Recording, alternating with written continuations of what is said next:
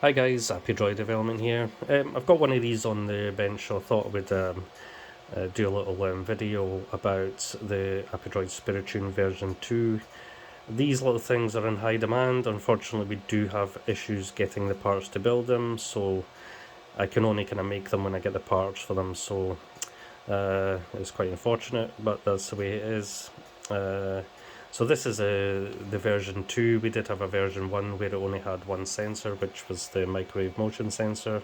They were very popular due to the size and also because everything is fully contained inside.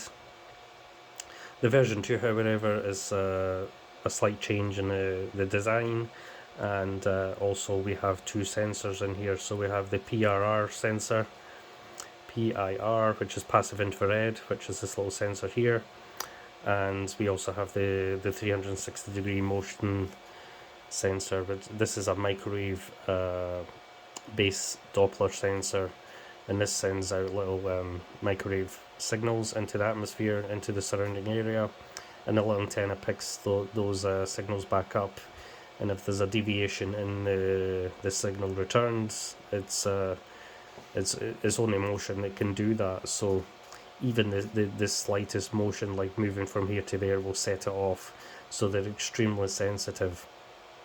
The downside to that is you can only use it when you're not in the room, so you would essentially put this in a room you want to monitor, turn it on, and away you go and do something else in a different room. When it detects motion, it will sound off the music and the little light will come on at the top. You would definitely hear this in a different room, so there was no problems with the detecting there was something moving in a different room. So people did like this device when it only had the one sensor, and people did ask for a version that had the PIR sensor.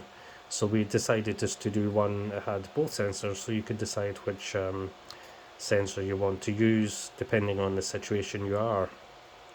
So for example, you want to be in the same room as the device and you want to monitor a certain area, you would then use the PIR sensor, point it towards wherever you want to monitor. You can stand behind that and it won't trigger.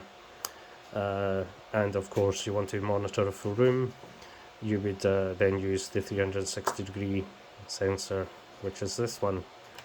So to have both sensors in here was a challenging task. It required a bit of faffing about, and I managed to get it to work with this arrangement, and that's thanks due to this type of sensor here, which basically has the same pin out, same voltages, everything works the same. So we will be able to combine both of these sensors and have the device work perfectly. So in the device as well, you have this little battery, a 380 milliamp hour battery. That seems quite small, but this is a very low power circuit, and this little battery will last weeks and weeks. We did used to have a larger battery, it was a 500 milliamp hour, and we couldn't physically drain the battery out. It would just keep going and going and going. I would estimate it would probably run continuously for about 2 weeks. This would probably last about a week or so in continuous use without even switching it off. That's how low power the device is. Obviously we have the music board inside here. I don't have any out at the minute, but it comes with this little charge cable. You can also use this cable to swap out the music, which is built inside. This little leaflet gives you the information how to do that on both Mac OS and the Windows PC. Is essentially just connecting up, and it appears on the computer as like a pen drive or something like that. You simply just swap out the music. Don't have more than one file on here, otherwise it will play the second file as well. It will basically go through all the music until it is finished. So I would recommend only use one music file, and try and keep the music file short as possible. The built-in one that comes with this, it runs for about 10-15 seconds or so, so it's not super long, and that gives the device a chance to do the calibration, because every time it's set off it will recalibrate.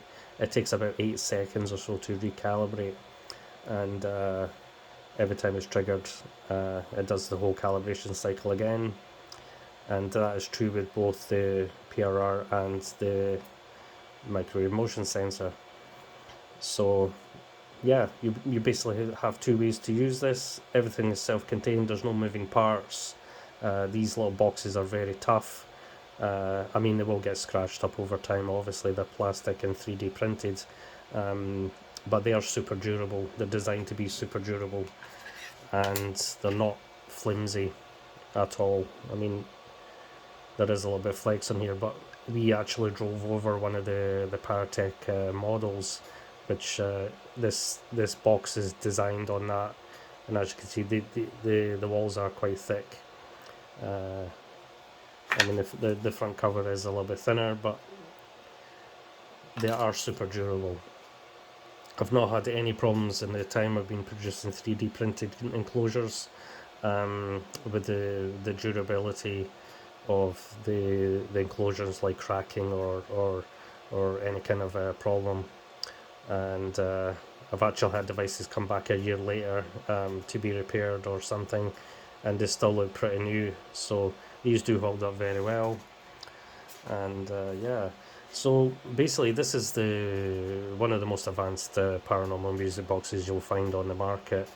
And not only that, these are the cheapest as well. These run at £59.99, £60. For that you get the dual sensor technology here, and everything is self-contained inside, and a very neat compact design. It's not a big chunky device with the moving parts and wires and all sorts of stuff hanging out of the box. It's a very neat compact design. Everything's self-contained. It is rechargeable. You can swap out the music, so it ticks a lot of boxes for a lot of people, and I think that's why people enjoy using this device. It's just a shame we can't produce more of them in a short period of time. But we are actively looking for the parts. Just unfortunately we have to source them from China, as Amazon no longer stocks a lot of the parts we use now. So yeah, that's just a little bit about the AppyDroid SpiriTune. I hope you enjoyed that, and I'll catch you guys in the next one. Bye for now.